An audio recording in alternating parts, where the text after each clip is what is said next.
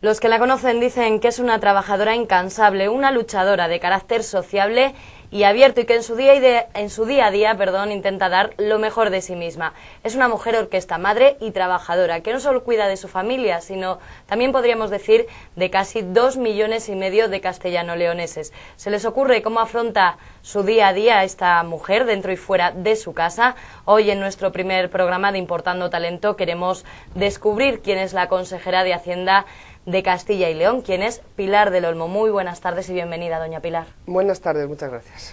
¿Qué contestaba usted cuando de niña le preguntaban qué quiere ser de mayor? ¿Se imaginaba metida en política?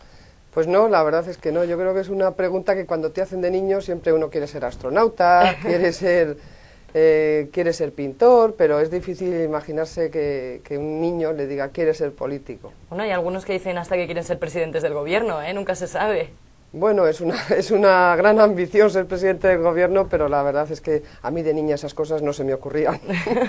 Bueno, nació en Balbuena de Duero, que es un pueblo pequeñito de Valladolid, y ya desde muy pequeña se trasladó a la capital, ¿verdad? Sí, a los 9 años tuve que estudiar, entonces eran distintas, las cosas han cambiado mucho. Yo me fui interna a un colegio de Valladolid, a las Carmelitas. O sea que ya hubo el cambio ese de lo rural a la capital. Claro, era muy difícil entonces estudiar, cuando llegabas a una edad, seguir estudiando en la escuela del pueblo. Entonces mis padres en ese momento dijeron que era mejor que estudiara en Valladolid, y yo se lo agradezco profundamente porque te da otra visión en el momento que vas a un colegio. Entonces casi era el primer año que se podía hacer la EGB en las escuelas, porque hasta ese momento para hacer bachillerato te tenías que ir ya a un colegio más grande. Bueno, es licenciada en Ciencias Económicas y Empresariales por la Universidad de Valladolid y también por Derecho con la UNED. Completó sus estudios de Economía con los de Derecho, pero al final tiró por la Hacienda Pública, por la Economía. ¿Por qué? Yo creo que cuando estás estudiando una carrera, pues siempre piensas en muchas cosas que se pueden hacer, sobre todo una carrera como económicas, ¿no? Siempre piensas en la empresa, en el mundo empresarial. Pero también es verdad que cuando sigues estudiando, había una materia a mí que me atraía bastante, que era todo el tema de la hacienda pública. La hacienda pública entendida como esa posibilidad de ver qué se ingresa, cómo se ingresa y dónde se puede gastar. Y yo creo que eso me llevó a ser inspectora de finanzas del Estado, porque me parecía que era como un repaso de todo lo que una persona había estudiado en la carrera, y además con un paso más, que era ver cómo se administra lo público, y claro, eso me atraía en esos momentos. Pero para ingresar en ese cuerpo de inspectores de Hacienda se puede hacer de dos maneras, puede ser por oposición libre o escalando, ¿verdad? Usted lo hizo además hincando los codos. ¿Cómo se preparó para estas pruebas? Bueno, mi preparación la verdad es que fue muy sencilla. Yo, como ha dicho, soy de un pueblo de aquí, de Valladolid, de Castilla y León, y cuando terminé la carrera decidí que donde mejor iba a estar para preparar la oposición era en mi pueblo. La verdad es que entonces mi madre pues siempre te cuidaba más, ¿no? Y te evitaba de tareas domésticas que tenías que hacer. Yo estaba en un piso con otras compañeras, y decidí irme al pueblo a preparar la oposición, y la verdad es que en esa tranquilidad y paz que te dan los pueblos de Castilla, pues pasé un año prácticamente estudiando mucho. Me levantaba por la mañana, me ponía a estudiar nada más levantarme muy pronto, y luego pues estaba hasta altas horas de la noche. A lo mejor descansaba un ratito después de cenar siempre. Bueno, es que son de las oposiciones más difíciles que existen en nuestro país. Sí, son unas oposiciones que requieren mucho trabajo, mucho estudio y que cuesta sacarlas. Es unas oposiciones, la verdad es que eran difíciles, siguen siendo muy difíciles, ahora más todavía porque hay menos plazas. Y bueno, pues eso exigía estudiar como mínimo entre 10 y 12 horas diarias. Entonces era ya como un objetivo, una marca personal, una meta. Sí, es que si no era imposible. Yo además quería aprobar pronto. Yo creo que nos pasa a todos queremos aprobar pronto porque es una vida muy sacrificada. Y entonces decidí que había que hacer muchas horas, intentar aprobar lo antes posible. Ese tesón además es envidiable, la gente que se prepara para oposiciones, que se levanta en su día a día y tiene que presentarse, pues no sé, 10, 12 horas delante de un libro. Pero todos tenemos además un ejemplo de superación. ¿Cuál es el suyo? Bueno, hay muchos ejemplos de superación. Yo me fijo mucho en los deportistas.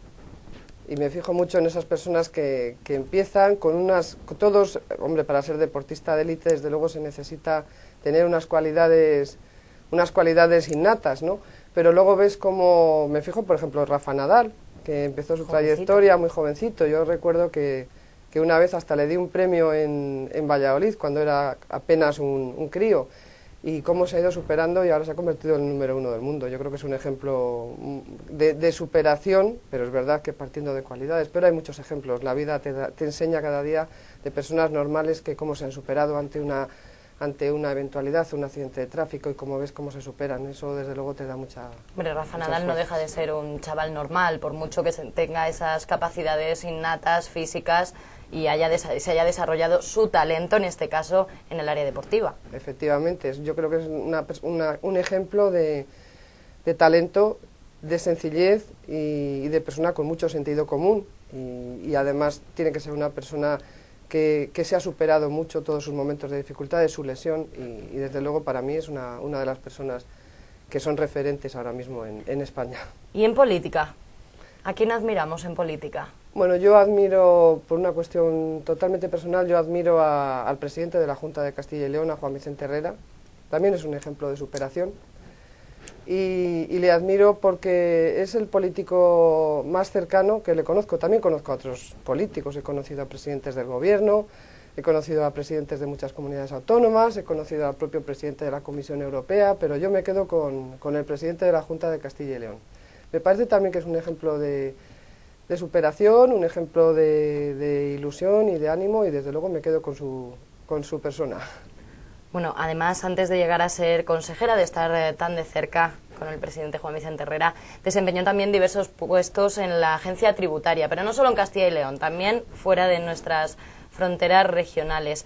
¿Se considera una persona que se adapta fácilmente a distintas situaciones? Sí, soy muy adaptable, yo no tengo problemas, he vivido en muchos sitios de Castilla y León, de fuera de Castilla y León, incluso he vivido una temporada en Estados Unidos, o sea que creo que soy una persona que me adapto perfectamente, entiendo siempre las circunstancias que rodean a un cambio de domicilio, un cambio de trabajo, un cambio de vida, y la verdad me he adaptado bien. Cuando he ido a mejor, bien, y también cuando las circunstancias han cambiado y he pasado por circunstancias peores. Es que hay que adaptarse a todo, no Sí, queda más remedio.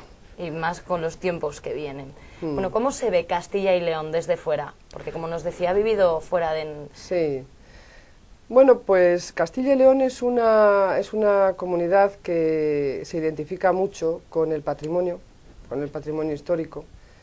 Se identifica también mucho con la meseta, porque hay un gran desconocimiento a veces que Castilla y León somos muy montañosos y tenemos muchas sierras y muchas montañas. Pero yo creo que la gente nos identifica hay una marca que es clave, que ha sido clave en Castilla y León, las Edades del Hombre, que han servido como difusión de ese patrimonio. Y yo cuando he vivido, ahora hace ya años que llevo en Castilla y León, y hablo de hace muchos años cuando vivía afuera, ¿no? Pero fundamentalmente se asocia a esa marca de calidad y a una gran superficie. Eso es lo que, y ahora, últimamente, digo, vivo aquí, pero la gente de fuera lo asocia a productos de calidad.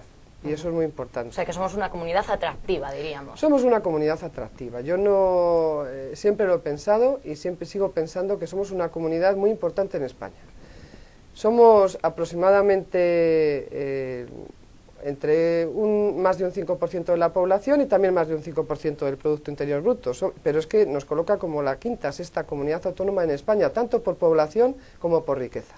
Por lo tanto, yo tengo que decir que Castilla y León es una comunidad importante en España, que tiene peso en España y que importa en España. Y luego tenemos unos valores que no tienen muchas otras comunidades que quizás se sitúen por encima de nosotros en el ranking de riqueza o de población. Por lo tanto, yo creo que el papel de Castilla y León en España es muy importante. Bueno, y usted en el año 2003 fue cuando ya decidió instalarse en Castilla y León y además dar el salto a la política. ¿Cómo le surgió este momento?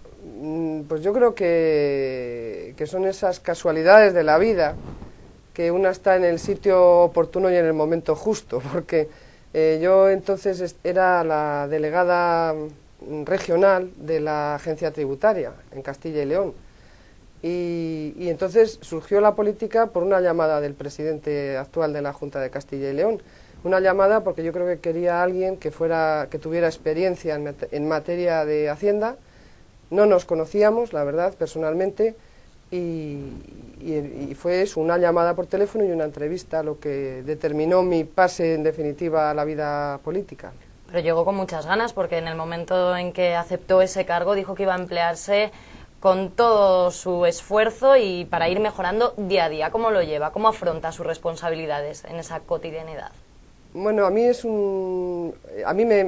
creo que la política es difícil, pero la política tiene muchísimos retos y muchísimas posibilidades de hacer algo mucho más de lo que estaba haciendo yo cuando era funcionaria. Bueno, sigo siendo funcionaria del Estado, pero más que en ese puesto de trabajo que tenía en la agencia tributaria, de la responsabilidad que tenía, porque allí un poco me dedicaba pues, a aplicar las normas que se aprueban en el Congreso de los Diputados. Y yo creo que llega un punto en tu vida que lo que quieres es crear, tener la posibilidad de crear y de mejorar algo, lo que tú has vivido tantos años.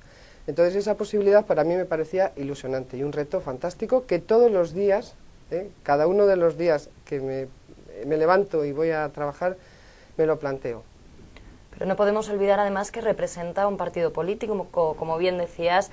La política y ese compromiso social van unidos, pero ¿y si un día, no sé, por ejemplo, los intereses del partido se vieran enfrentados con sus intereses como consejera? Porque tiene una responsabilidad. ¿Cómo lo solucionaría? No sé, en algunas ocasiones se han producido diferencias no sustanciales, porque yo creo que desde que llevo en política me he sentido muy cómoda con lo que son las ideas del Partido Popular. De hecho, cuando das el paso siempre sabes que estás integrada en lo que un partido quiere y en lo que un partido pretende para España. Y por lo tanto yo cuando di ese paso sabía muy bien que estaba dando un paso, además de como consejera del Gobierno de Castilla y León, un paso al integrarme en un partido político. Yo, como digo, he tenido discrepancias con el partido, por supuesto, pero han sido menores y ha sido siempre cuando he querido defender y he defendido los intereses de Castilla y León. Pero le aseguro que no me ha costado nada descolgar el teléfono y hablar con Montoro o con Javier Arenas o con la propia Soraya Sáez de Santamaría y exponer cuál es la situación de Castilla y León y dialogar y entendernos. Y eso lo hemos hecho en multitud de ocasiones y yo creo que explicando las cosas en un partido que es dialogante no es difícil llegar a acuerdos. Yo siempre, por supuesto, pongo por delante que soy la consejera de Hacienda de Castilla y León y los intereses de mi comunidad siempre van a estar presentes y totalmente tienen que ser los que yo defiendo y los que he defendido. Pero, como digo, no es difícil en el Partido Popular dialogar para llegar a determinados acuerdos.